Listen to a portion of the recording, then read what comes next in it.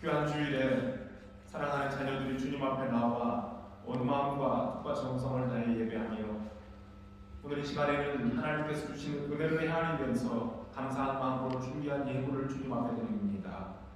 우리 주님께서 저희들에게 있어야 될 필요한 것들로 늘 공급하시고 일하게 하시며 공부하게 하시며 우리 가정을 돌보게 하시고 세상을 향하여서는 하나님의 자녀들로 힘있게 살도록 복 주심을 감사합니다.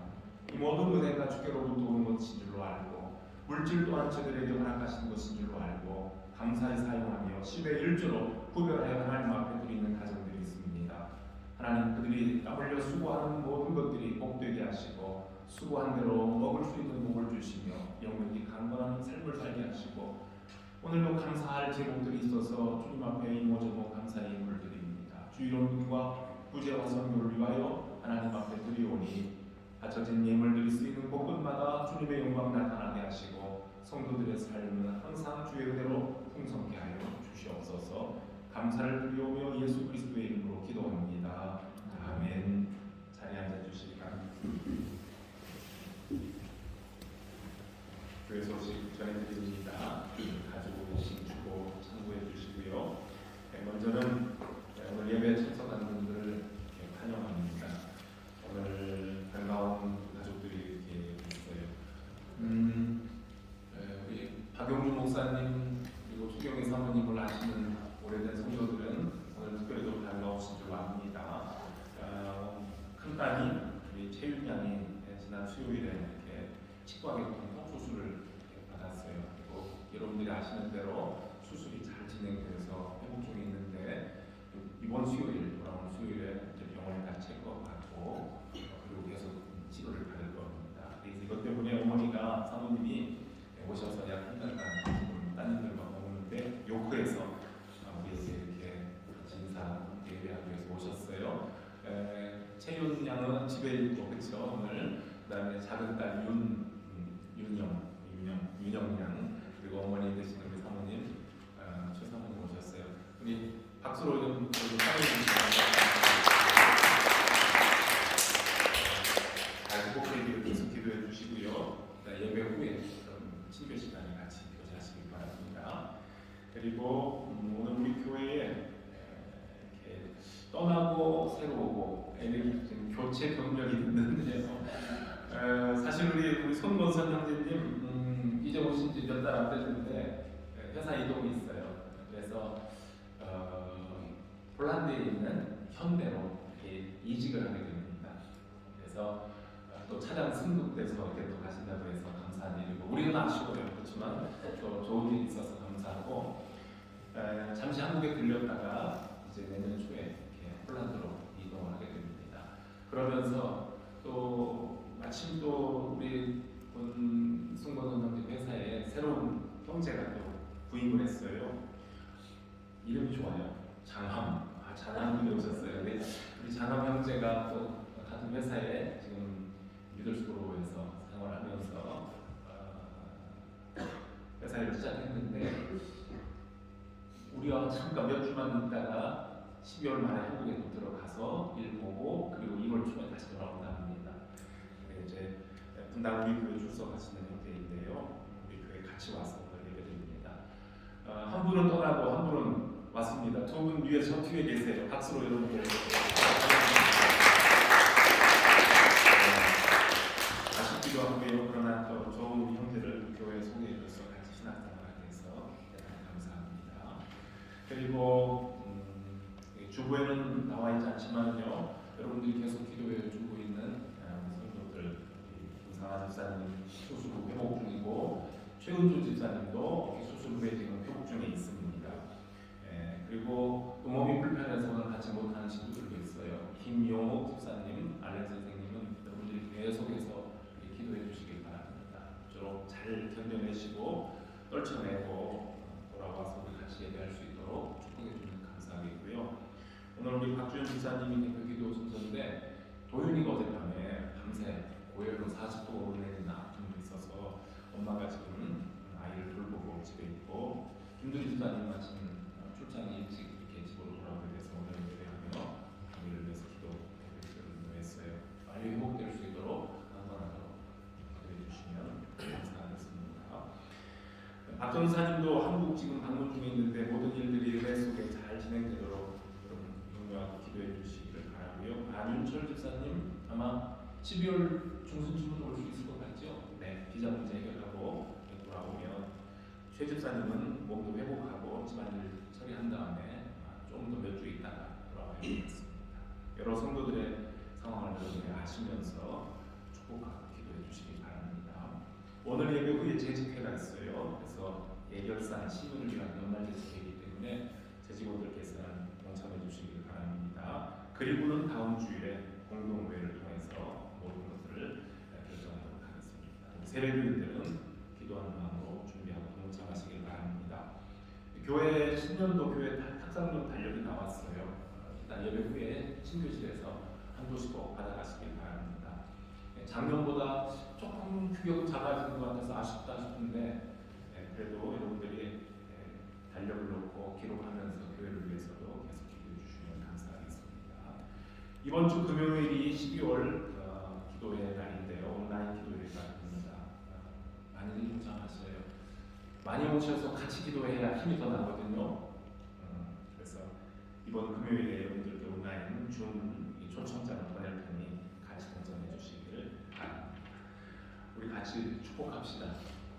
공부하는 학생들, 공부하는 어린이들, 어린 자녀들도 마찬가지고요.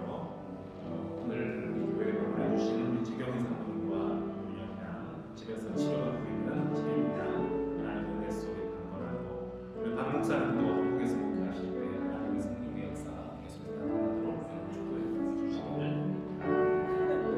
우리 연약한 자들 위해서도 같이 축복하는 시간 되겠습니다. 기도합시다. 찬송합시다. 당신은 하나님의 언약입니다. 당신은 하나님의 언약 안에 있는 축복의 통로 당신을 통하여서 열방이 주께 돌아오게 당신은 하나님의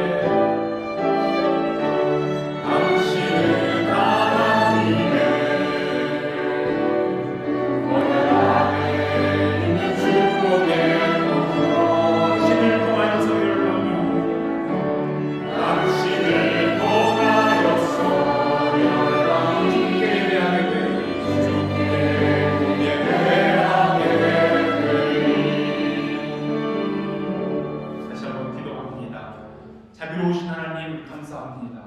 사랑하는 형제 자매들이 주 앞에 모여 예배하면서 우리의 형편과 처지를 따라 함께 하시는 하나님과 함께 하나님의 이름으로 주의 이름으로 사랑하는 형제 자매들을 축복하며 기도합니다. 연약한 자들이 있습니다. 육신 약한 자들 질병 가운데 노인받게 하도록 주님께서 치료하시길 간절히 바랍니다. 수술받고 회복 중에 있는 우리의 가족들이 있습니다. 아버지 하나님께서 위로하시고 그 연약한 부분들로 만지사 정상적인 완전한 몸으로 회복되어 주께서 맡기신 일들을 잘 감당하도록 은혜 주시기만을 간절히 바랍니다. 하나님 공부하는 우리 청년들 이제 첫 학기 마지막 순간까지 최선을 다하게 하며 몸도 마음도 그 영혼도 건강하여져 주님 앞에 더 가까이 나아가는 귀한 자녀들 되게 하여 주시옵시고 오늘도 여행 중에 있는 가족들을 찾아주시며 어떤 상황에 있든지 지켜보호 주시길 원합니다. 우리와 함께 믿음 생활하다가 이제 고국을 통해서 다시 폴란드로 이전하게 되는 우리 손권선 형제를 그 가는 길을 기억해 주시고 복 주시기를 원합니다. 짧은 시간이었지만 저들과 지내면서 같이 위로하고 하나님 나라를 세워가게 하셨음을 감사합니다. 이제 사랑하는 형제가 가는 곳마다 그리스도의 향기 나타나게 하여 주시옵시고 그곳에서도 믿음의 형제들을 만나며 주님의 나라를 위하여 힘있게 선포하고 일하는 종 되게 해주시기를 원하며 이제 또 우리 장한미 형제가 또 새롭게 이곳에 일하기 위하여서 찾아오며 우리 돌아가는 교회를 방문하고 저들과 같이 예배드리게 됨을 감사합니다. 낯선 곳에서 생활하고 또 일하고 믿음 생활할 때에 주님께서 사랑하는 아들의 모든 것들을 기억하시고 기도의 제목 가운데 함께하여 주시기를 간절히 바랍니다.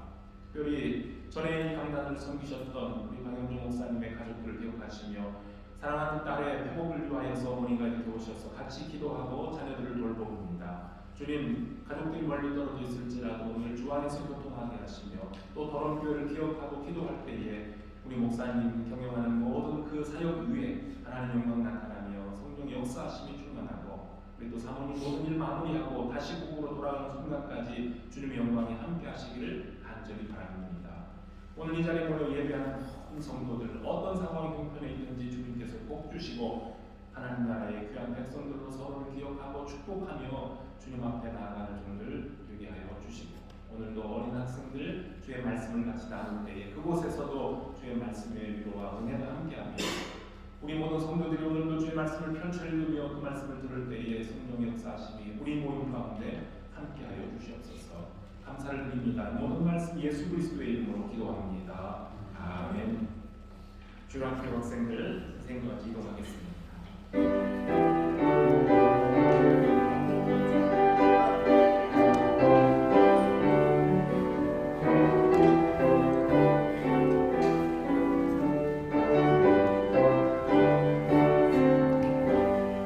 감사합니다.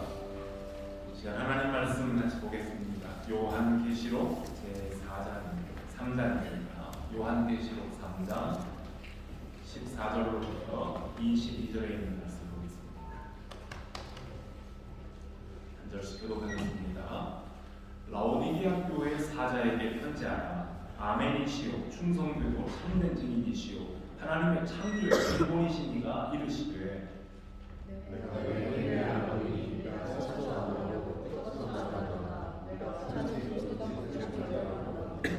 내가 이같이 미지근하여 뜨겁지도 아니하고 차지도 아니하리니 내 입에서 너를 토하여 버리리라.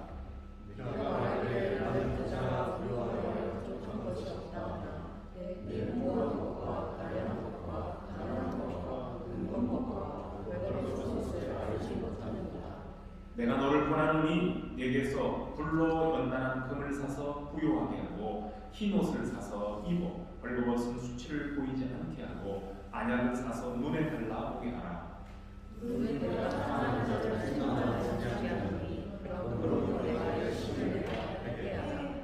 볼지어다 내가 문 밖에 서서 두드리노니 누구든지 내 음성을 듣고 문을 열면 내가 그에게로 들어가 그와 더불어 먹고 그는 나와 더불어 먹으리라.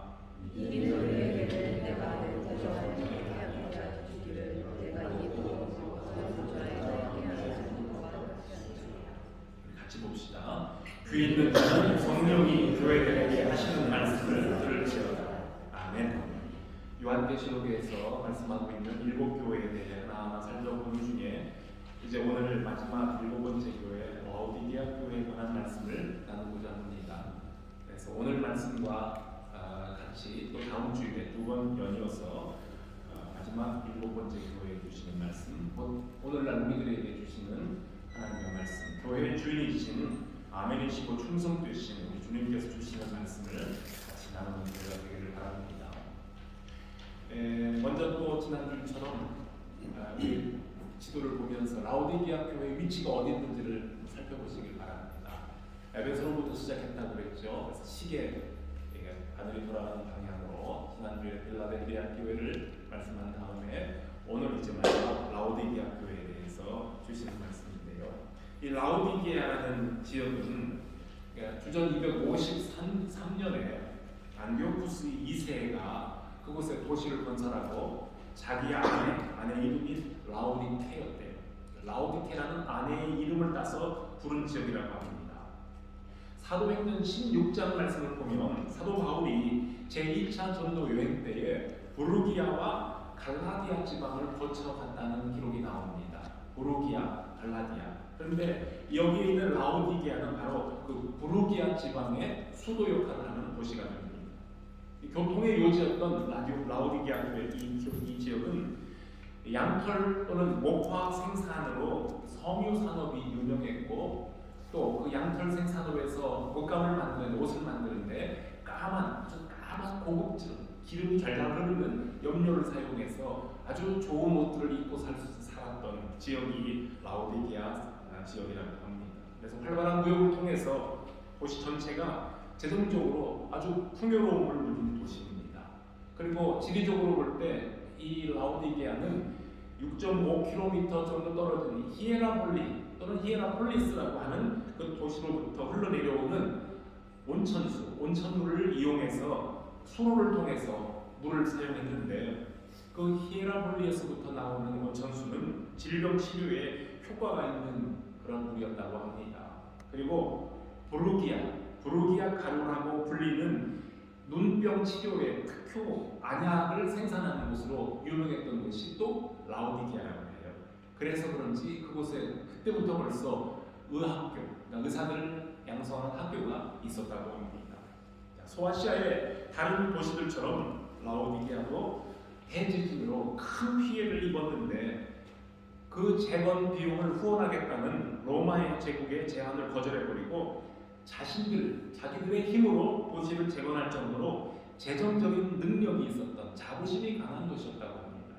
그리고 여러분들이 잘 알고 있는 로마의 집정관 시세로 또는 키테로가 그가 가지고 있는 거액의 신용장을 라오디게아 도시에서 현금으로 바꾸었다고 할 정도로 이 라오디게아는 고대 도시는 그 시대의 금융 재산이 대단했던 자원이 대단했던 도시라는 것을 짐작하게 합니다.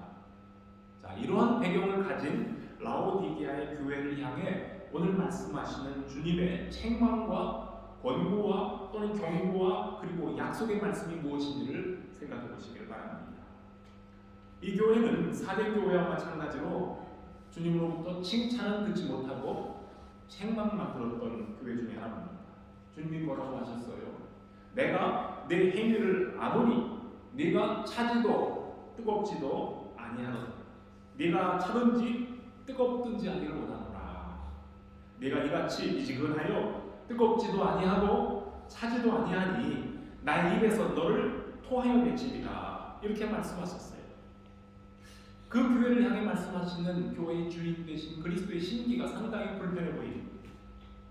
라오디게아 교회의 어떤 점이 주님의 마음을 이처럼 불편하게 만들고 예수님의 교회의 주인의 속이 메스꺼워서 구토가 나온다라는 정도의 표현을 하셨겠습니까?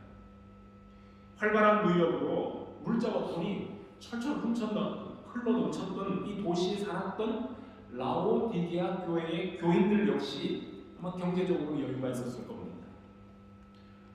여러분, 예수 믿는 사람들이, 신앙인들이 경영하는 사업이 잘 되어서 넉넉하게 살면 좋은 일 아닙니까? 물질을 복 받는 거, 그 좋은 일 아니겠습니까? 왜냐하면 그들이 받은 그 재물로, 은혜로 주님의 나라를 위하여서 귀한 사업에 동참하기 때문에 그렇을 겁니다. 그런데 라오디게아 교회의 부요함이 우리 하나님께 기쁨이 될 만큼 선하지 못했던 것 같습니다. 소아시아의 다른 교회들처럼, 도시들처럼 그 라오디게아 지역에도 상인들의 조합이 있었고 마찬가지로 그 시대의 우상 숭배 문화가 성행했습니다.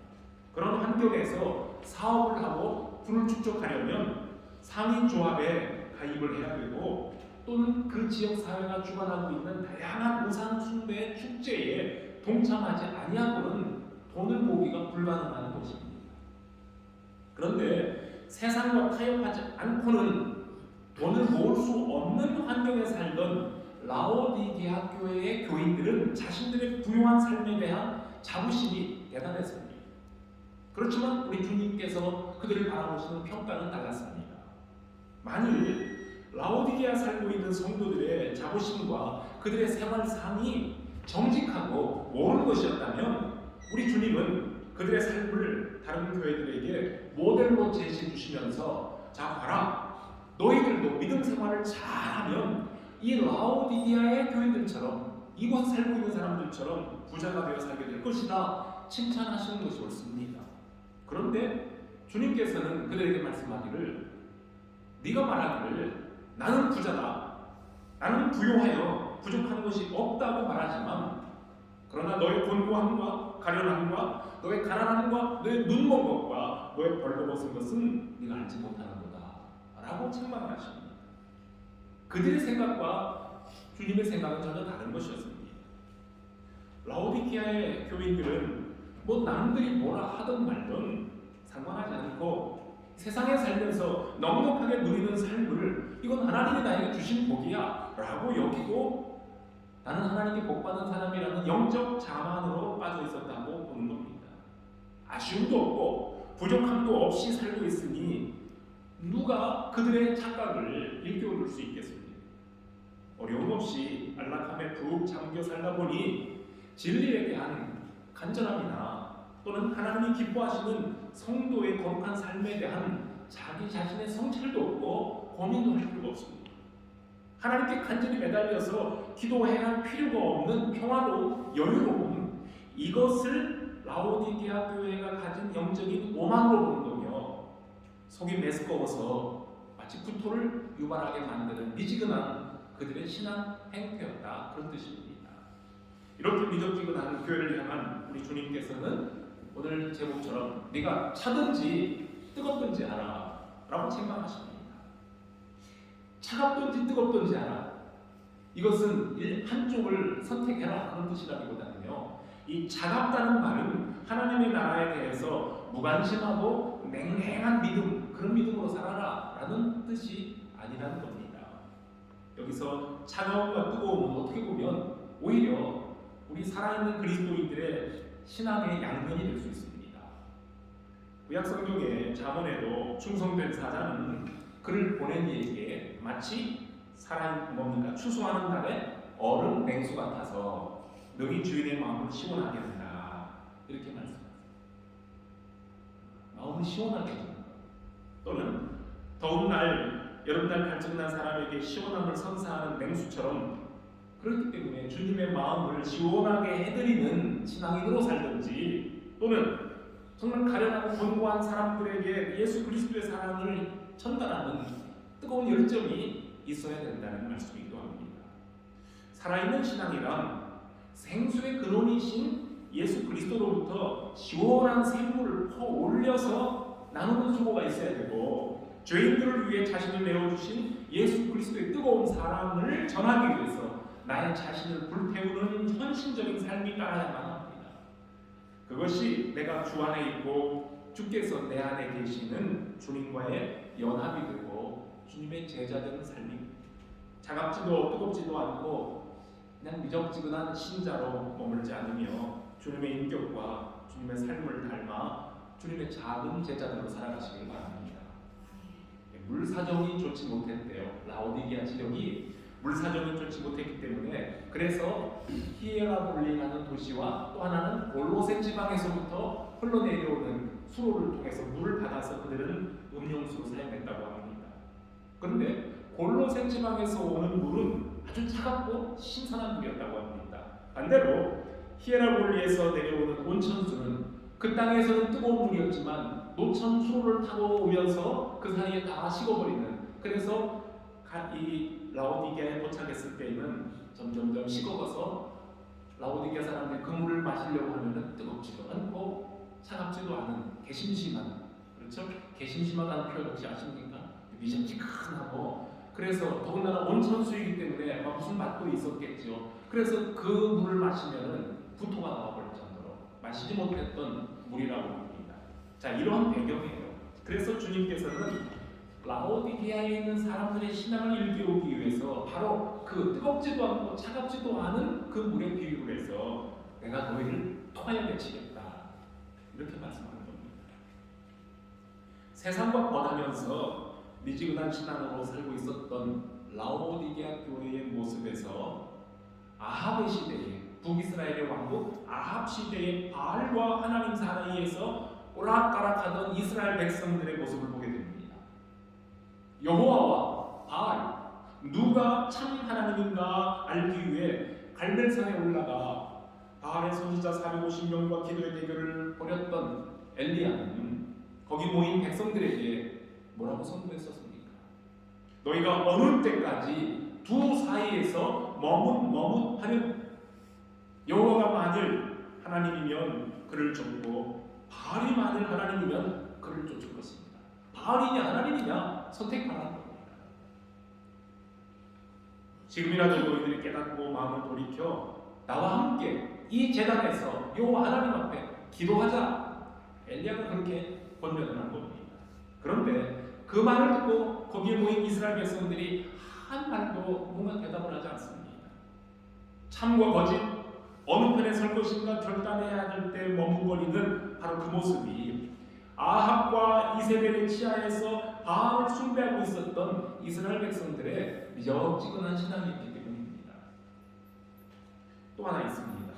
세상을 떠날 날이 가까웠을 때에 여호수아가 장로들과 백성을 모아놓고 여호와 신앙을 다짐시킨 적이 있습니다.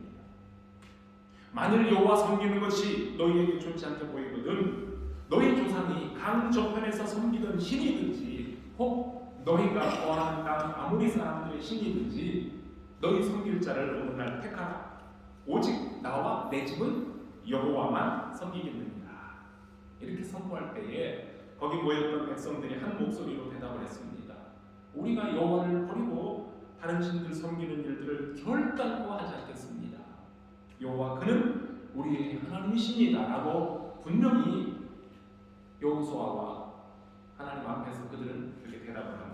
이렇게 단단하게 약속했던 이스라엘 백성들이었는데 가나안 땅에 들어가 살면서 점점 하나님을 떠나갑니다. 그리고는 그 땅의 잡신들 우상들에게 마음을 빼앗깁니다. 그리고는 세월이 흘러서 북쪽 이스라엘을 아합이 다스리고 있을 때에 그들은 그 어느 시대보다도 더 악하게 우상을 숭배했고 거기에 대해서 경고하신 게 하나님께서는 그 땅에 3년 동안 비가 내리지 않도록 하십니다. 그들에게 벌을 내리셨어요. 자, 그리고는 이제 엘리야가 갈멜산에서 기도하기 앞서 백성들에게 고소했던 겁니다.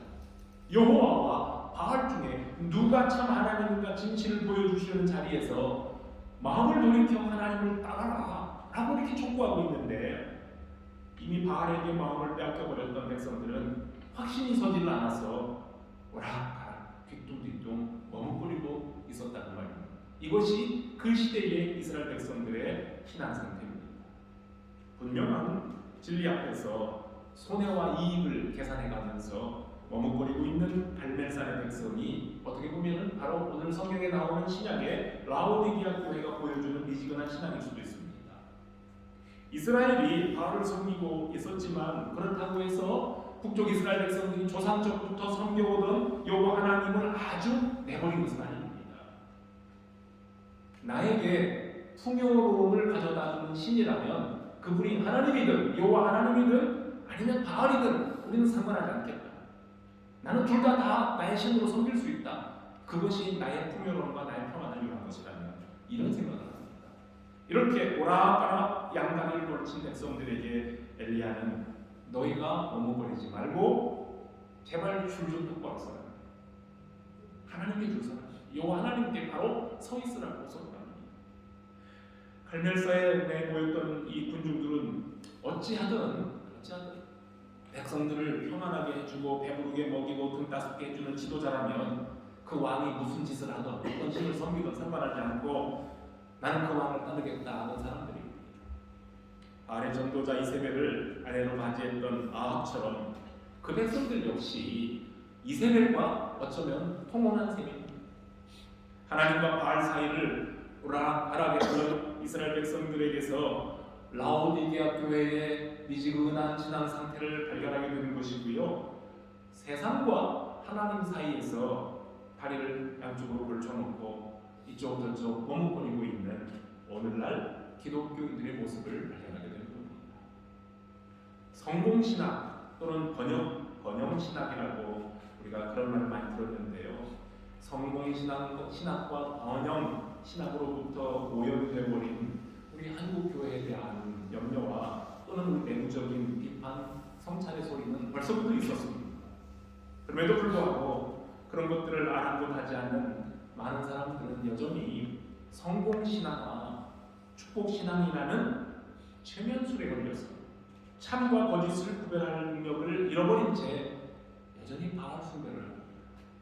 세속적인 성공과 하나님의 영광은 절대 같은 뜻이 아닙니다. 그럼에도 불구하고 성공은 복이며 하나님의 이름을 빛내는 일이라 생각하는 그런 기독교인들의 마음이 단단히 굳어져 있습니다. 그리고는 그것을 가리켜 좋은 믿음이라고 합니다. 하나님의 영광과 상관이 없는 자신들의 마음에 품고 있는 어떤 성공에 대한 그 욕망을 비전이라는 말로 포장을 해버립니다. 비전을 품으라고 합니다. 내가 비전을 가지면 이룰 수 있다고 말합니다. 그리고 그것을 위해서 간절히 기도하고 거기에 시간과 힘을 물질을 투자하라고 합니다.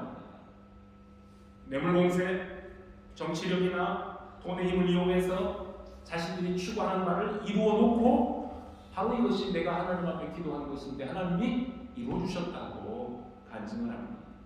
이건 여호와 신앙이 아니라 바알의 신앙일 뿐입니다. 무속적인 신앙에 거기다 하나님의 이름을 끼워 넣는 식으로 그렇게 신앙하는 그것은 하나님의 영광과 아무런 상관이 없습니다. 예수님께서 세상에 계실 때 추구하셨고 온몸으로 실천하셨던 하나님의 영광, 그리고 아버지 하나님으로부터 받은 영광은 이 땅에서 얻는 세속적인 영광이 아니었습니다. 우리의 자녀들을 좋은 학교에 보내고 좋은 집에 살게 되고 또는 값비싼 자동차를 몰고 다닐 수 있는 그러한 우리의 성공한 자녀들을 만들어 주십시오라고 기도하는 것은 우리도 그렇게 기도할 수 있습니다. 크리스찬들도 내 자녀들의 장래 복을 위해서 물질적인 복, 실력을 위해서 기도할 수 있습니다. 그러나 그것이 하나님 나라가 이 땅에 이루어지기를 구하는 기독교인들이 드리는 최우선과 최고의 최상의 기도 제목은 그건 아닙니다. 먼저 그의 나라와 의를 구하라. 그리하면 이 모든 것을 너에게 주신다는 우리 주님의 약속 말씀을 들으면 우리가 먼저 구할 것은 그것이 아니라는 겁니다. 자기들의 노력과 힘을 신으로 삼고 사는 사람들도 주님을 모르는 사람들도 대단한 권력과 긍력을 가지고 이 세상에서 자기 하고픈 대로 멋지게 삽니다. 나의 믿음과 나의 기도가 예수 이름으로 구하는 여호와 하나님의 신앙인지 아니면 예수 그리스도의 이름을 빙자한 바알의 신앙인지 구별하며 살 수 있는 지혜가 우리에게 꼭 필요합니다. 빌라델피아 교회처럼 이전 시간에 말씀드렸던 빌라델피아 교회처럼 비록 적은 능력이지만 비록 작은 힘이지만 예수 그리스도의 이름을 버리지 않고 예수 그리스도의 낮은 모습을 실천하는 주님을 닮아가는 성도들 되시기를 바랍니다. 나는 비록 능력이 없지만 하나님께서 우리를 통해 당신의 영광을 나타내십니다. 하나님께서 우리 그리스도인들과 우리 교회를 세상 사람들 앞에서 계속하여 부끄럽게 만드십니다. 자꾸 기독교가 비판받게 만들고 기독교인들의 행태가 자꾸 추한 모습들이 드러나게 만드십니다. 거기는 분명히 하나님의 목적이 있을 겁니다. 바람 앞에서 키질하는 농부처럼, 그렇죠? 알곡과 쭉정이를 가려내기 위해서 바람에 이렇게 키질하고 있는 농부처럼 우리 하나님께서는 가려내십니다. 불같은 시험으로 단련해서 또는 전문같이 나오게 하실 겁니다. 우리 주님께서 교회를 이렇게 시험하실 때에 자꾸 교회가 드러나고 교회에 부끄러움이 나타나고 이럴 때에 이게 교회를 시험하시는 시간들인데요. 그것 때문에 내가 크리스찬임을, 내가 교회 다니는 사람임을 부끄러워하고 하나님 이건 내 잘못입니다. 이것은 나의 죄관입니다. 라고 회개하며 하나님 말씀 속으로 돌아오는 자는 살 것이요. 거기 찬송 불렀던 것처럼 여호와께 나가자. 하나님께로 돌아가는 자는 살 것이요. 반대로 아이고 내가 교회 다니는 것이 부끄럽네. 내가 저 사람과 같이 크리스찬이라는 것이 부끄럽네. 에라 이런 교회를 떠나야겠다. 아예 교회를 등지고 교회를 떠나고 하나님의 이름을 버리고 세상 사람들과 살면서 나는 저 사람들, 저 교회 다니는 사람들과 부끄러운 사람들과 상관이 없다고 거리를 두면서 또 다른 바알을 찾아가는 자들은 우리 주님의 이름으로부터 분명히 토하여 내치게 될 날이 올 겁니다.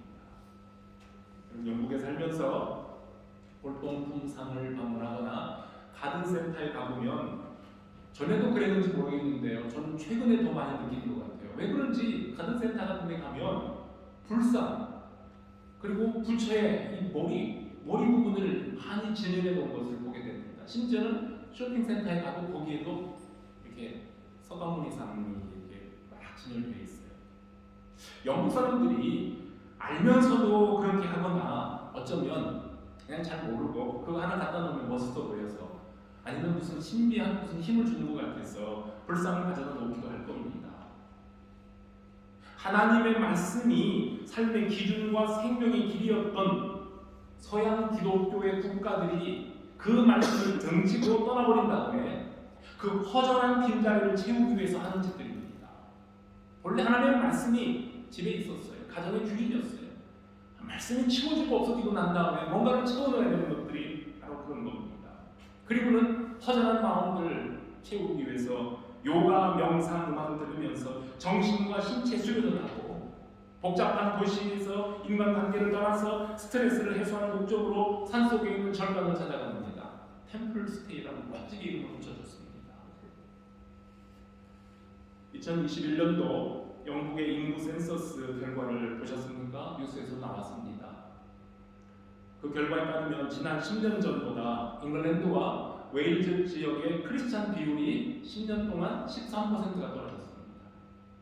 10년 전에는 그래도 웨일즈, 잉글랜드 국민들이 나는 종교는 기독교요 라고 말하는 사람이 59%였는데 이번에는 46%만 내가 크리스찬이라고 대답을 했습니다. 반대로 나는 종교가 없다, 아무것도 없다. 무종교 인구는 10년 전보다 12%가 늘어난 37%로 나왔습니다. 영국은 명색이 성공회를 국교로 삼는 기독교 국가라고 합니다. 그래서 여왕이 나와서 이렇게 캔터베리 대주교와 함께 예배도 드리고 거기에서 찬송하며 예배하는 나라가 이 나라 영국입니다. 자, 그런데 이제는 영국 전체 인구의 절반 이하로 크리스찬의 숫자가 떨어지게 되고요. 앞으로는 기독교 국가라는 것을 표방하면서 국가적인 행사를 할 때에 기독교식으로 예배를 하고 기도하지 못하게 할 수도 있는 날이 올 수도 있다는 겁니다. 반대로 이슬람교도의 인구는 더 증가돼서 이제 영국 전체 인구의 6.5%를 차지하는 중이라고 합니다. 현재 영국교회의 실상입니다. 영국교회뿐만 아니라 우리 한국교회는 지금보다 믿는 자들의 숫자가 어쩌면 더 줄어들게 될 거고 서구의 교회들처럼 우리 한국교회도 빈 예배당이 이제는 점점 늘어날 겁니다. 엄청난 비용을 들여서 세우는 거대한 예배당이 언젠가는 비어져서 영국이나 다른 서유럽의 국가들처럼 극장이 될 수도 있고 술집이 될 수도 있지 않겠습니까?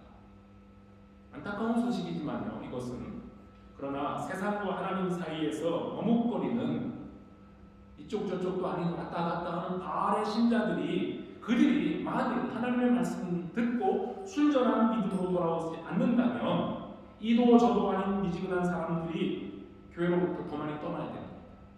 정말 교회로부터 더 많이 떠나야 그래야 한국교회가 맑아지고 교회가 긴장하고 정신을 차리고 그 신앙이 정화되면서 그래야 한국교회가 삽니다. 아니 영국교회도 삽니다. 영국교회도 얼마나 지금 긴장하고 있습니까? 교회 관계자들은 지금 발에 불똥이 떨어질 줄 알고 많은 노력을 기울이고 합니다. 늦었지만 늦은 대로 지금부터 영국교회가 정신 차려야 되지 않습니까? 한국교회도 마찬가지입니다. 아합의 아내 이세벨이나 계시록의 악한 여인의 비유로 나오고 있는 이 에세벨이 안타깝게도 회개할 줄 몰랐던 것처럼 오늘날의 이세벨들도 끝내는 회개하지 않을 겁니다. 이세벨은 절대로 자신의 죄를 회개하지 않고 끝내 멸망의 길을 걸어가는 악인의 대표적인 모델입니다. 하나님께서 지금도 한국의 이세벨들에게 회개의 기회를 주고 계십니다. 그렇지만 아합과 이세벨이 그랬던 것처럼 그들은 결국은 멸망의 길을 가고 말 겁니다. 그리고 그러한 이세벨들에게 억울하게 빼앗김을 당하고 죽임을 당하고 있었던 약한 자들은 우리 하나님께서 하나님의 방식으로 어떤 방식으로든지 위로하시며 이 세상에 줄 수 없는 더 좋은 것들로 보상하실 줄로 믿습니다.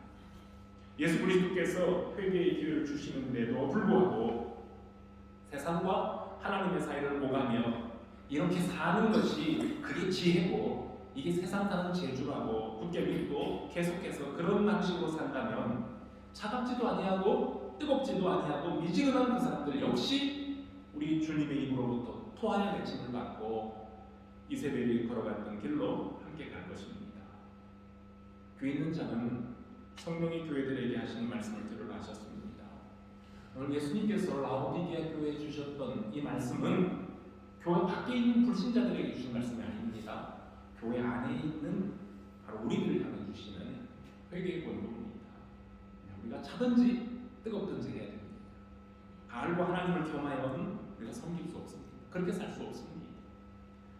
바알에게 구하는 거짓된 복이 아니라 가장 낮은 자들에게 찾아오시어서 참된 위로와 구원이 되어주신 우리 예수 그리스도, 우리 주님을 닮아서 우리 하나님께서 예비하신 참된 복과 영광을 구하며 사는 성도들이 되시길 바랍니다.